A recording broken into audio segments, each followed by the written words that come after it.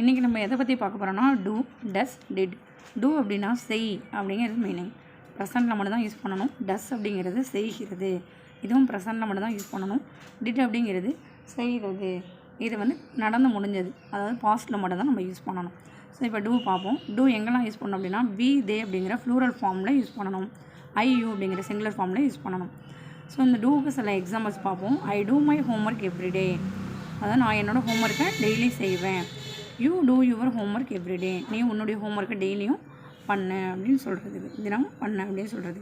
We do our homework every day, எங்கள் ஹோம்ஒர்க்கை நாங்கள் டெய்லி பண்ணுறோம் அப்படின்னு சொல்கிறதுக்கெலாம் வந்து நம்ம இந்த டூ மட்டும் தான் யூஸ் பண்ணோம். They do their homework every day, அவங்க அவங்களோட ஹோம்ஒர்க்கு தினமும் பண்ணுறாங்க. அதாவது ஐ வந்துச்சுன்னா டூ வரணும், யூ வந்துச்சுன்னா டூ வரணும், இந்த ஐ வந்து மையாக வரும், யூ வந்து யுவராக வரும், வி வந்து அவராக வரும், தே வந்து they do their homework every day, they do their homework every day. சரிங்களா?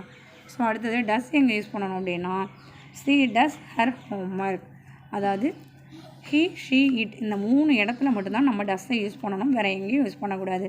So C does her homework, C வந்தால் ஹெர், அவள் அப்படின்னா ஹெர்ன்னு போடணும், அவன் அப்படின்னா ஹிஸ்ன்னு போடணும். சரிங்களா? So C does her homework, அவள் அவளோட ஹோம்ஒர்க்கை பண்ணுவான் அப்படின்னு சொல்கிறது. ஹீ டஸ் ஹிஸ் ஹோம்ஒர்க், அவன் அவனோட ஹோம்ஒர்க்கை பண்ணுவான். இட் டஸ் நாட் ஒர்க், அது வேலை செய்யாது. இப்படிலாம் சொல்கிறதுக்கு நம்ம டஸ் யூஸ் பண்ணணும். அவன், அவள், அது, அதாவது ஹீ, ஷீ, இட், இந்த 3 இதுக்கு மட்டும்தான், அந்த 3 சிங்குலர் ஃபார்முக்கு மட்டும்தான் நம்ம என்ன பண்ணணும், டஸ்ஸை யூஸ் பண்ணணும்.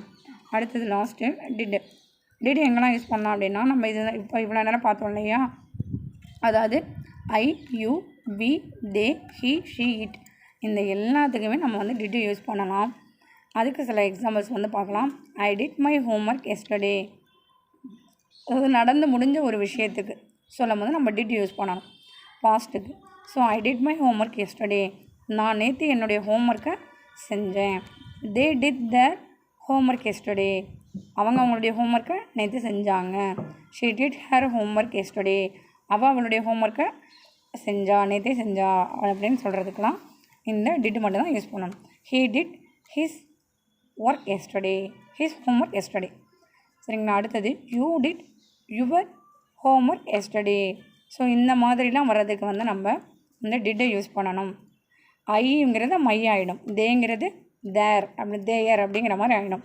தேர் அப்படின்னா டிஹெச்இஆர் தான் தேர் சொல்லுவோம், இது வந்து டிஹெச்இஐஆர். ஸோ தே வந்துன்னா தேயர்னு வந்துடும். ஷீ வந்து ஹெர், ஹீ வந்து என்னமா வரும், ஹிஸ்ஸு, யூ வந்து யுவர். ஓகேவா? தேங்க்யூ.